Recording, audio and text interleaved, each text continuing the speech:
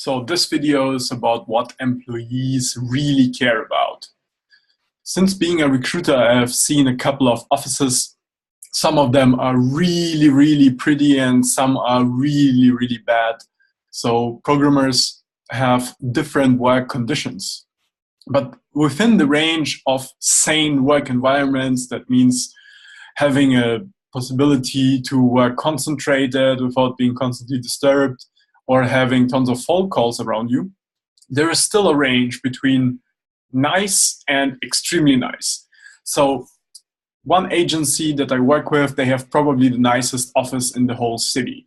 It's a huge loft-like amazing place with a lot of space and wooden floors and really a huge kitchen area to meet, 2 presentation places, 5 meeting rooms that are in a very special modern, like hipster style. So it's really a place where I went to well, basically co-work and help them recruit. And I spent a couple of days at their office.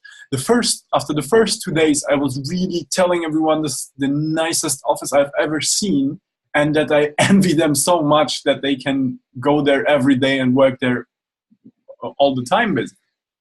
But then after the 4th, 5th time I went to the office, it kind of became same. I didn't really notice the special thing about it anymore. And this is the same what happens with everything that we can get used to. So and on a more sad example, I could refer to the studies that have been done with people who became suddenly handicapped. They couldn't walk anymore due to an accident. And first of all, they were extremely sad. But then after a couple of months, their happiness level actually, if their happiness level was before the accident here, then right after the accident, it became much lower.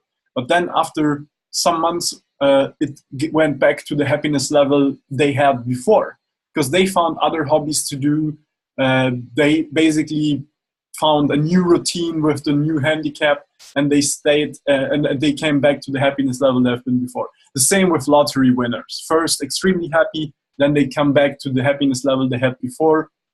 And this is the same with a nice office and perks that are not felt every day by the people. So it's kind of very easy to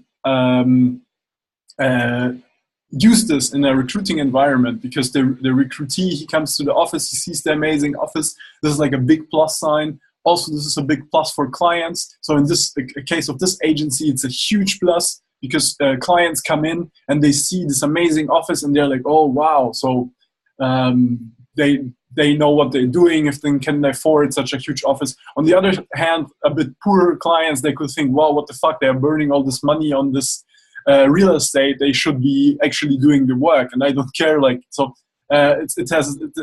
double-edged sword, but obviously for high-end clients, it's a very great perk to show a nice office if you invite them all the time.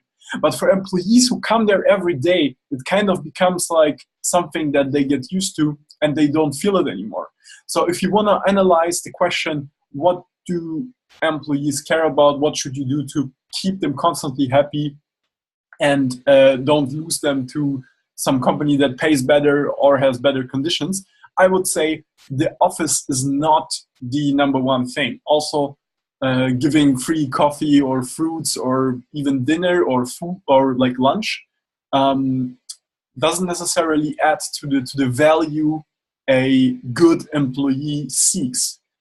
The real value for an employee is the current daily work. So is the work boring that they're doing daily? And are the coworkers or the boss nice and pleasant people?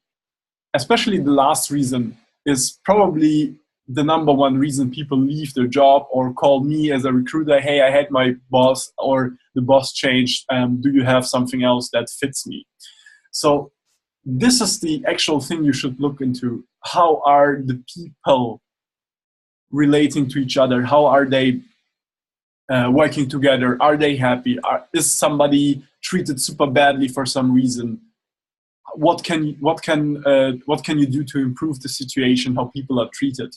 Because this is the number one priority for people, to be treated as humans and to have fun in their daily work.